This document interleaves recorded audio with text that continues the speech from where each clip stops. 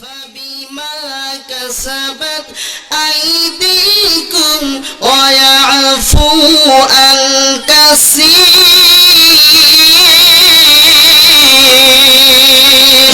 الله أكبر فقال الله أكبر الله سبحانه وتعالى মুসলমান বাবজানেরা আমার গভীর মনোযোগ দিয়ে শুনবেন আপনার আমার উপরে বিপদ আপদ বালা মুসিবত আসা কয়েকটা কারণ আছে আর এটা আপনার আমার কামাই আপনার আমার কারণে আল্লাহ পাক রব্বুল আলামিন এটা আপনার আমার উপরে বিপদ আপদ বালা মুসিবত দিয়ে থাকেন। তার প্রথম নম্বর কারণ আপনার আমার গুনাহ আপনার আমার উপরে যে বিপদ আপদ যে বালা মুসিবত আসে এর প্রথম নম্বর কারণ কি? গুনাহ। আপনার আমার গুনাহের কারণে আল্লাহ পাক রব্বুল আলামিন আপনার আমার উপরে বিপদ দেন, মুসিবত দেন। এখন এই বিপদ বালা মুসিবত থেকে বাঁচার উপায় কি? এর ঔষধ কি? মেডিসিন কি? মেডিসিন একটাই, সেটা হলো তওবা। তওবা করতে হবে। মুসলমান বান্দারা আল্লাহ সুবহানাহু ওয়া তাআলা কুরআনুল কারীমের ভিতরে জানাই দিয়েছেন ইল্লা মান তাবা ওয়া আমানা ওয়া আমিলা আমালান সালিহান ফাউলাইকা ইউবাদদিলুল্লাহু সাইয়্যাতিহিম হাসানাত ওয়া কানা আল্লাহু গফুরুর রহিমা। কি আল্লাহু আকবার বলে গুনাহ হবে? গুনাহ হবে নাকি? তাহলে বলেন না কেন? এসো না আল্লাহর নামে গান গাই, এসো না মন প্রাণ জোড়াই, এসো না মন প্রাণ জোড়াই। আল্লাহু আকবার বলো, আল্লাহু আকবার, আল্লাহু আকবার বলো, আল্লাহু আকবার। অমধুর নামটি নিলাম হৃদয় হাসেন, অমধুর নামে সুগমে আসেন, অমধুর নামের তুলনা নাই নাই নাই। এসো না আল্লাহর নামে গান গাই, এসো না মন প্রাণ জোড়াই, এসো না মন প্রাণ জোড়াই। আল্লাহু আকবার বলো, আল্লাহু আকবার, আল্লাহু আকবার বলো, আল্লাহু আকবার। সবাই জবান করে আল্লাহু আকবার। মুসলমান বাবজানেরা আমার, যে কথা বলতেছিলাম, তাহলে আপনার আমার উপরে বিপদ আপদ বালা মুসিবত আসার প্রথম নম্বরের কারণ কি? গুনাহ। গুনাহ থেকে বাঁচার উপায় এর ঔষধ হলো তওবা। আপনি আমি যদি তওবার মতো তওবা করতে পারি, আল্লাহ সুবহানাহু ওয়া তাআলা আপনার আমার তওবাকে কবুল করে আপনার আমার জীবনের গুনাহগুলো মাফ করে দিবেন। মুসলমান বাবাজানেরা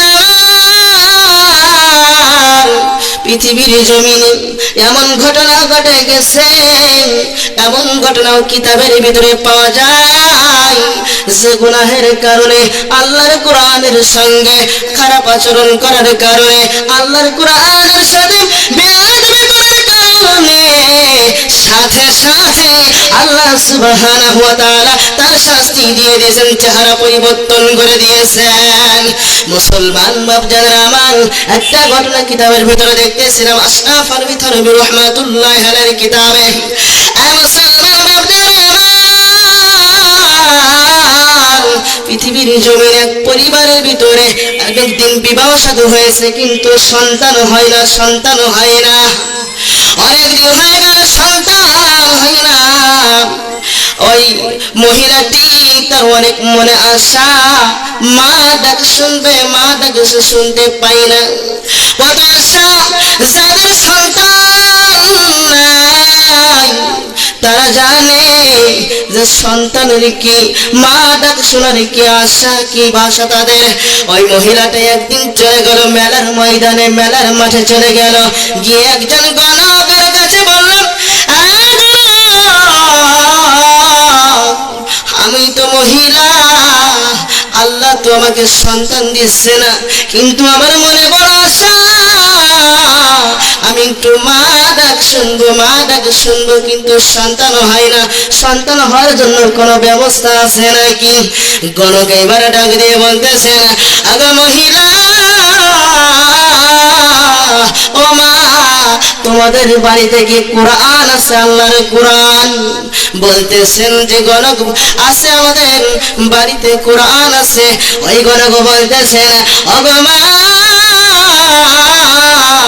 তোমার সন্তান হবে, সন্তান হবে, ওই কোরআনের উপরে বসে বসে যদি তুমি গোসল করতে পারো তাহলে তোমাকে সন্তান হবে। সরকার নাউজুবিল্লাহ, কত বড় হারামি হলে বানায় যে আল্লাহর কোরআনের উপরে বসে গোসল করলে নাকি সন্তান হবে। মুসলমান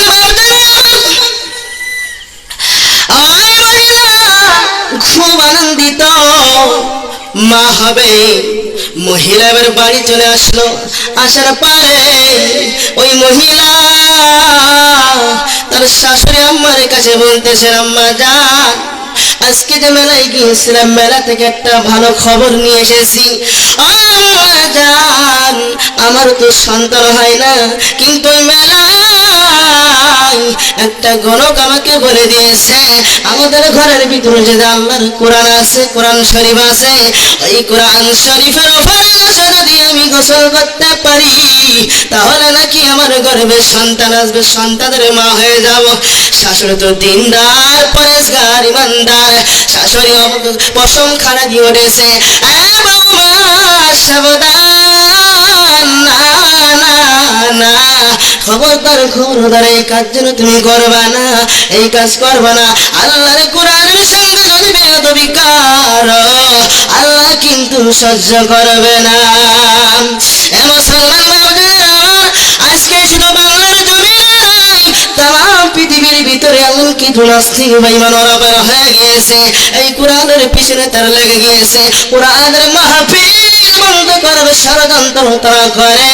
এই কোরআনের তাদেরকে হুঁশিয়ার করতে চাই। আজকে ডুমুর পাতা ঐতিহ্যবাহী 300 বছর পুরাতন যে মসজিদের এই চতুর্থ বার্ষিক মাহফিল থেকে জানাইতে চাই, তোমরা যে কোরআনের বিরোধিতা করতেছ, যে কোরআনের মাহফিল বন্ধ করার ষড়যন্ত্র করতেছ, আল্লাহ কিন্তু সহ্য করবে না। মুসলমান বাপজানেরা আমার, যে কথা বলতেছিলাম, ওই মহিলা শাশুড়ি আম্মার কাছ থেকে কথা শোনার পরে মনটা খারাপ তার গেটেই আছে, যেদিন ফাঁক পেয়ে যাব ওই দিন আমি একা একা গিয়ে ওই আল্লাহর কোরআনের উপরে বসে গোসল করব। কয়েকদিন চলে গেল মুসলমান বাপজানেরা আমার, কয়েকদিন চলে গেল, যাওয়ার পরে ওই বৌমা তার শাশুড়ির সঙ্গে রান্না বান্না কাজের সহযোগিতা করে। একদিন শাশুড়ি রান্না করার জন্য রান্নাঘরে গিয়েছেন, আর রান্না করতে গিয়েছেন, গিয়ে বৌমা যাই না, বৌমা যাই না, প্রতিদিন যেমন ভাবে বৌমা যায় আজকের বৌমা যাইতেছে না। শাশুড়ির মনে ধাক্কা লেগে গেল, ওই কথা মনে হয়ে গেল, না জানি আমার বৌমা ওই গণকের কথা শুনে সে আল্লাহর কোরআনের উপরে বসে নাকি গোসল করে। ওই শাশুড়ি দিনদার, ইমানদার, পরেশগার শাশুড়ি একটা দৌড় দিয়ে চলে গেল ঘরের ভিতরে, যেখানে আল্লাহর কোরআন, আল্লাহর কোরআনটা রাখা ছিল। ওই কোরআনের এখানে গিয়ে দেখে আল্লাহর কোরআন যে জায়গায় ছিল ওই জায়গা আল্লাহর কোরআনটা নাই। শাশুড়ি আবার একটা দৌড় দিয়ে চলে গেল গোসলখানায়, গোসলখানায় গিয়ে দেখে গোসলখানার দরজা বন্ধ। শাশুড়ি এক পাশে দরজা ভেঙে ফেলে দিল, ভেঙে ফেলার পরে দেখে আল্লাহ ওই পবিত্র কোরআনুল কারীম, পবিত্র কোরআনুল কারীমটা পড়ে আছে, আর পাশে একটা সোয়ার বসে আছে। জোরে কান নাউজুবিল্লাহ। আল্লাহর কোরআনের সাথে বেয়াদবি করার কারণে সাথে সাথে আল্লাহ গজব দিয়েছেন, সাথে সাথে চেহারা পরিবর্তন করে দিয়েছেন। ওই শাশুড়ি আম্মা যান আল্লাহর কোরআনটা বুকে নিয়ে কানতে কানতে চুমা দিয়ে আবার জায়গায় রেখে দিল। ও মুসলমান বাপজানরা, আমার সময় অল্প।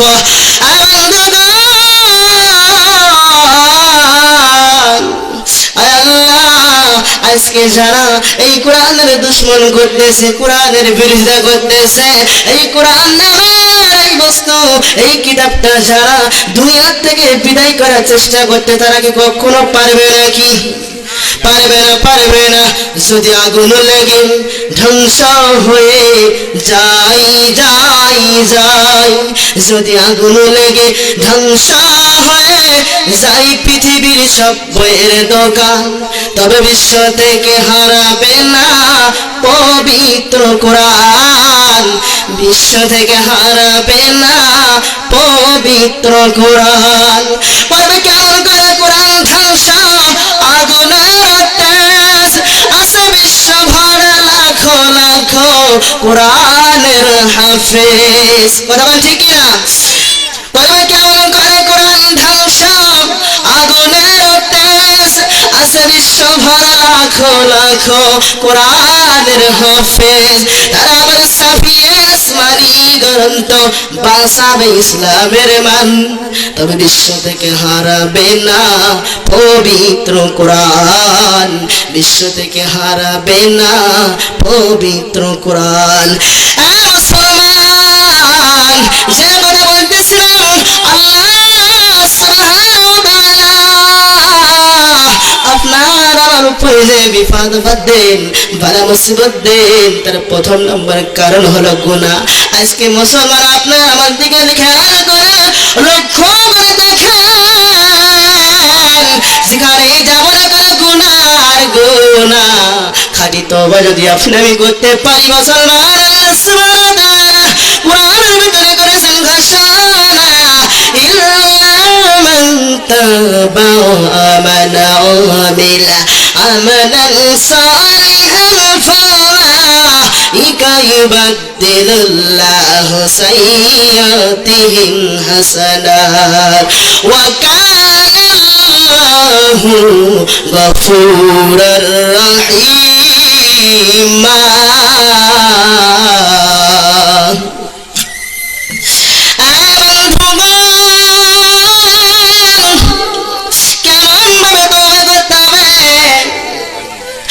খলিফাতুল মুসলিমিন হযরত ওমর রাদিয়াল্লাহু তাআলা আনহু, আরে যে ওমর যে রাস্তা দিয়ে একদিন হেঁটে যায় 40 দিন পর্যন্ত ওই রাস্তা দিয়ে শয়তান হাঁটে না। ওই খলিফাতুল মুসলিমিন আমিরুল মুমিনিন হযরত ওমর রাদিয়াল্লাহু তাআলা আনহু একদিন রাস্তা দিয়ে হেঁটে যাইতেছেন, যাইতে যেতে যেতে যেতে দেখে আমার রাস্তার পাশে একজন যুবক বসে বসে কাঁদতেছে, পাগল বসে কাঁদতেছে। খলিফাতুল মুসলিমিন বিষ্ণবীজির সাহাবী হযরত ওমর রাদিয়াল্লাহু তাআলা আনহু ওই যুবককে ডেকে বলে, যুবক রে, ও যুবক, এই রাস্তার পাশে একা একা বসে বসে কেন তুমি কাঁদতেছো? একা একা বসে কেন তুমি কাঁদতেছো রে যুবক?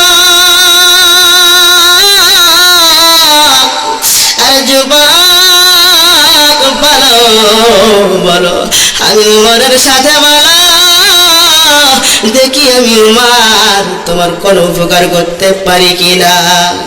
আমার বাচ্চারা যুবক কোনো কথা বলে না, যুবক কোনো কথা বলে না। আবার ওমর জিজ্ঞাসা করলো, যুবক রে, আমি ওমরের সাথে বলো, ও যুবক বলো, দেখি আমি ওমর কোনো উপকার করতে পারি কিনা। মুসলমান বাপজানেরা আমার, এইবার যুবক বলতে যেন, নবীর সাহাবী ওমর, ও ভাইজান, আমি আমি কাঁদতেছি আমার নিজের গুনাহের জন্য। ওমর জিজ্ঞাসা করে, যুবক কি গুনাহ তুমি করেছো? এমন ভাবে পাগল বেশি কেন কাঁদতেছ? যুবক বলতে, ওমর ও ভাইজান আমার, আমি আমার গুনার জন্য কাঁদতেছি। আমার গুনার কথা আমি তোমার সাথে বলবো না। তুমি চলো, আমাকে নিয়ে চলো রে ভাইজান, চলো আমার নবী, মায়ার নবী, দয়ার নবীর কাছে নিয়ে চলো। আমি আমার গুনাহের কথা আমি আমার নবীর দরবারে বলবো। মুসলমান বাবজানেরা আমার, ওমর রাদিয়াল্লাহু তাআলা যুবকের কান্না দেখিয়া তার চোখ পানি, কাঁদতে কাঁদতে আপনার নবী, বিশ্ব নবী, গুনাহগার বন্ধু নবী, উম্মতের কান্দারি নবীজির দরবারে চলে গিয়েছেন। যাওয়ার পরে নবীজি আমার দেখতেছেন, ওমরের চোখে পানি। নবী ডেকে বলে, ওমর তোমার চোখে কেন পানি? আমি নবীর সাথে বলো, কিসের জন্য তোমার চোখে পানি? ওমর বলতেছেন, ইয়া রাসূলুল্লাহ, ইয়া হাবিবাল্লাহ, হুজুর গো, আজকে যে চোখের পানি দেখতেছেন ও নবী, এটা আমি ওমর আমার নিজের জন্য নয়, নিজের জন্য না। নবীজি, আমি যখন রাস্তাতে আসতেছিলাম, পথের ভিতরে দেখলাম একজন যুবক কাঁদতেছে পাগল বেশি। ওই যুবকের কান্না দেখে আমি আমার চোখে পানি রাখতে পারি নাই, এই জন্য আমি কাঁদতেছি। ইয়া রাসূলুল্লাহ, আমি বললাম, ওই যুবকটা আপনার দরবারে আসতেছেন, আপনার কাছ থেকে অনুমতি নেওয়ার জন্য এসেছি। যুবকটা বাড়ি দাঁড়িয়ে আছে, আপনি যদি অনুমতি দেন যুবকটাকে আপনার দরবারে নিয়ে আসবো। আল্লাহ রাসূল সাল্লাল্লাহু আলাইহি সাল্লাম যখন অনুমতি দিয়ে দিল, অনুমতি দেওয়ার সঙ্গে সঙ্গে ওমর যখন ওই গুনাহগার যুবককে সঙ্গে নিয়ে আপনার আমার নবী, আপনার আমার নবী, দয়ার নবী, মায়ার নবী সামনে যখন হাজির হয়ে গেল, আর পরে যুবক শুধু কাঁদতেছে, বড় কথা বলতেছে। যুবক শুধুই পানি ছাড়তেছে, চোখ দিয়ে টপ টপ করে পানি পড়তেছে। আপনার আমার নবী যুবককে ডেকে বলে, রে যুবক, ও আল্লাহর বান্দা, কিসের জন্য তুমি কাঁদতেছো? আমি নবীর সাথে বলো। যুবক বলতেছেন, ইয়া রাসূলুল্লাহ,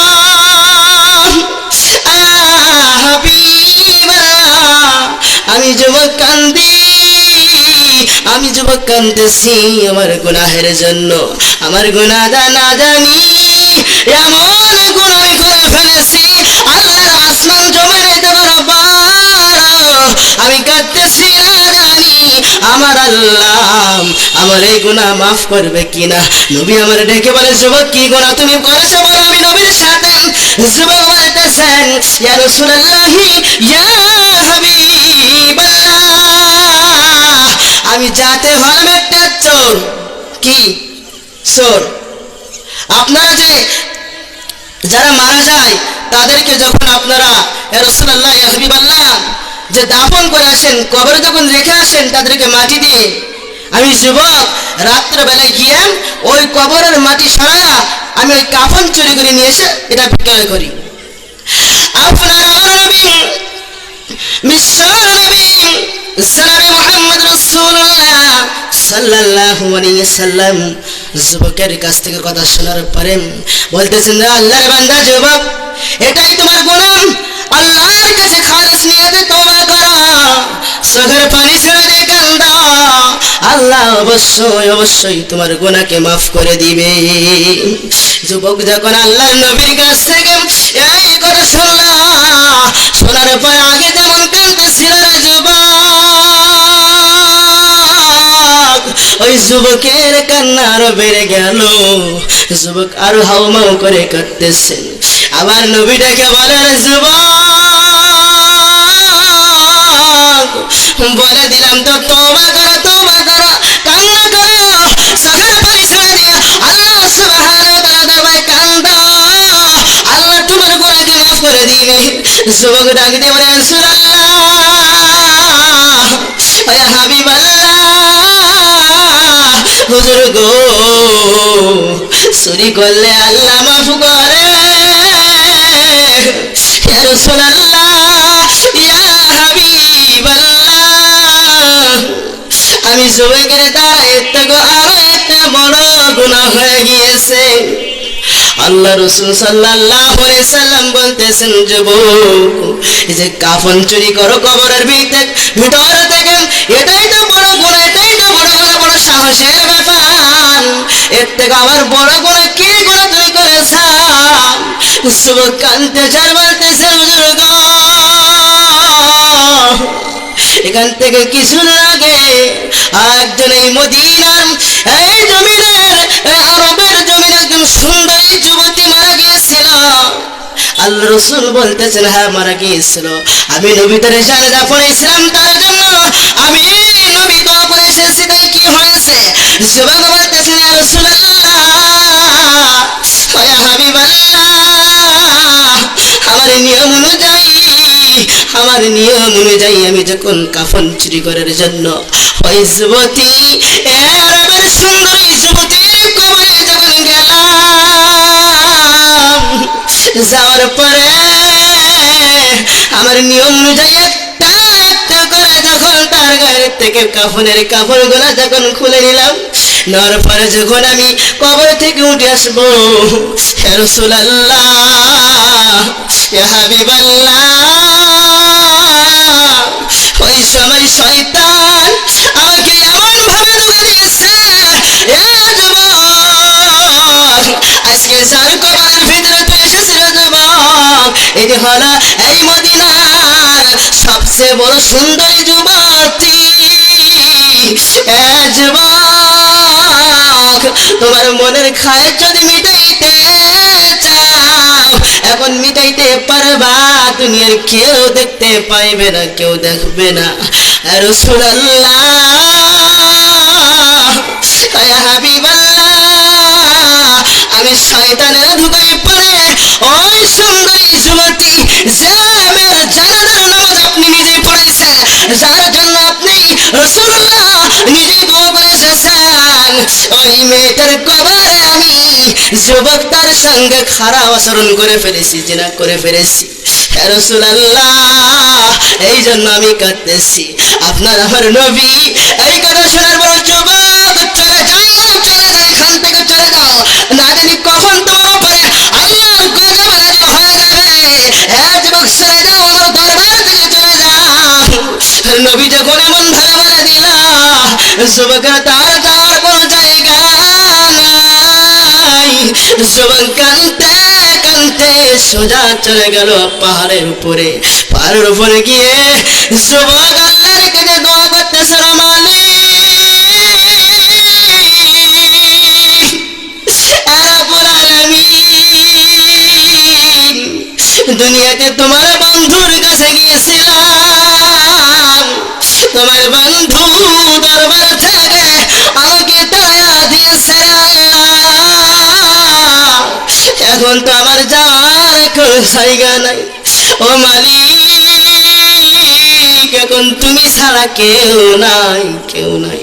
হায় আল্লাহ, আমি তোমার বান্দা, তুমি তো আদর করে মহব্বত করে মানুষগুলোকে বানাইছ আল্লাহ, দয়া করে মায়া করে আমাকে ক্ষমা করে দাও, আমাকে মাফ করে দাও আল্লাহ।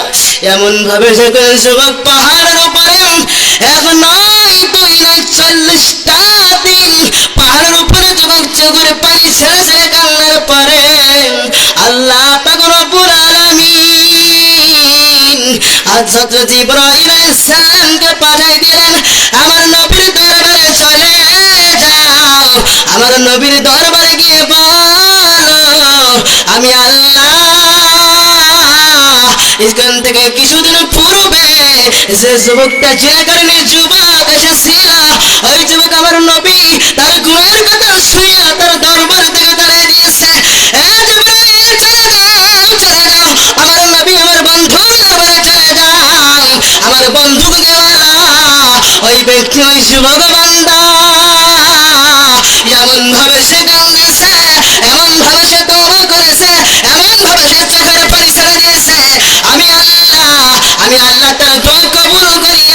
ওই যুবকের তামাম জিন্দেগির গুনাহগুলো মাফ করে দিয়েছি।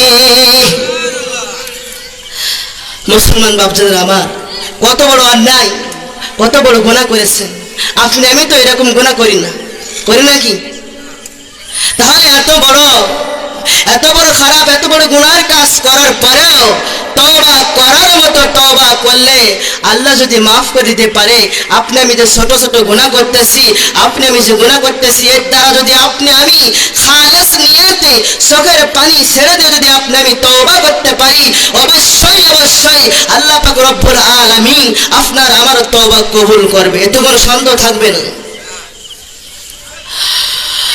মুসলমান বাপজান আমার,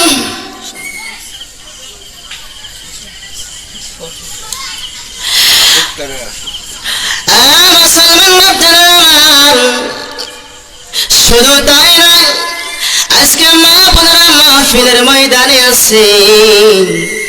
আমার মা বোনেরা আলোচনা করে আগে বলে দিয়েছেন মা বোনদের ব্যাপারে কিছু কথা বলার জন্য। মুসলমান বাবা জানেন আমার, পর্দার আড়ালের মা গো, দোকান খাড়া করে দিয়ে শুনে, আমি মাহরুবিল্লাহ তো আপনাদের সন্তান, আপনাদের ছেলে, আপনাদের জন্য বেশি ওয়াজ নয়, মাত্র 4টি আমল যদি আপনারা করতে পারেন, মা বোনেরা যদি 4টি আমল করতে পারে, এই 4টি আমলের জন্য, 4টি আমলের কারণে মা বোনদের জন্য 8টা জান্নাতের দরজা খোলা থাকবে। সুবহানাল্লাহ। 4টি আমল কি? প্রথম নম্বরে 5 ওয়াক্ত ফরজ নামাজ। আলহামদুলিল্লাহ, আমার এলাকার মা বোনেরা, আমার দাদিরা 5 ওয়াক্ত নামাজ পড়ে, তার সাথে সাথে নফল নামাজগুলো ওরা পড়ে। দ্বিতীয় নাম্বার, যে সামনে রমজান মাস আসতেছে, রমজান মাসের 30 রোজা। মা বোনেরা এদিক থেকেও ভালো যে রমজান মাসের 30 রোজা রাখে, এরপরেও শবে বরাত, অন্যান্য যে রোজাগুলো নফল রোজা তারা রাখে। এরপরে স্বামীর খেদমত, সেটা কম হলেও মোটামুটি করে। কিন্তু আরেকটা 4 নম্বর যেটা আছে, সেটা হলো মা বোনদেরকে পর্দায় থাকতে হবে। সবচেয়ে বেশি যেটা সমস্যা, সেটা হলো মা বোনদের বেপর্দা। কথা কন না কেন? আজকে এখান থেকে আওয়াজ শুনবে, মা বোনের হয়তো নিয়ত করবে যে আমরা পর্দায় থাকবো, কিন্তু আগামীকালকে দেখবেন আবার সেই বিকাল যখন হবে, আমার বোনেরা সেজে গুজে সবাই রাস্তা দিয়ে হাঁটাফেরা করবে। জামালনগর ডুমুর পথের মা গো মা, তোমরা যদি ভালো হয়ে যাও, তোমাদের পেট থেকে আবার জন্ম নেবে আব্দুল কাদের জিলানী, তোমাদের পেট থেকে হাফেজ আসবে, মুফাসসির আসবে, আল্লামা দেলোয়ার হোসেন সাইদি আসবে। তোমরা যদি পর্দায় থাকো, কোরআন পড়ো, তোমাদের পেট থেকে এরকম আল্লাহর ওলি বের হবে। এই জন্য সময় শেষ হয়ে গেছে। আমাগো 4টি আমলের কথা বলে দিলাম, সময় শেষ। এই জন্য যে 4টি আমলের কথা বলেছি, মা বোনেরা আপনারা 4টি আমল অবশ্যই করার জন্য চেষ্টা করবেন। আর বাপদাদারা, মা বোনের সকলের কাছে অনুরোধ করবো, আমি আপনাদের এলাকার সন্তান, যে কথাগুলো বললাম এর ভিতরে যদি কোনো ভুল ত্রুটি হয়ে থাকে ক্ষমা দৃষ্টিতে দেখবেন, আর যা কিছু এর ভিতর থেকে আমল করার মতো আছে সেগুলোকে আমল করবেন। এই বলে আমার সংক্ষিপ্ত আলোচনা শেষ করতেছি। আর দোয়া করবেন আল্লাহ পাক রব্বুল আলামিন যেন আজকে ঐতিহ্যবাহী 300 বছর উদ্যোগ পুরাতন জামে মসজিদের এই মাহফিলকে কবুল করে নেন। সেই সাথে যারা এতে অত্যন্ত পরিশ্রম করতেছেন, যাদের নাম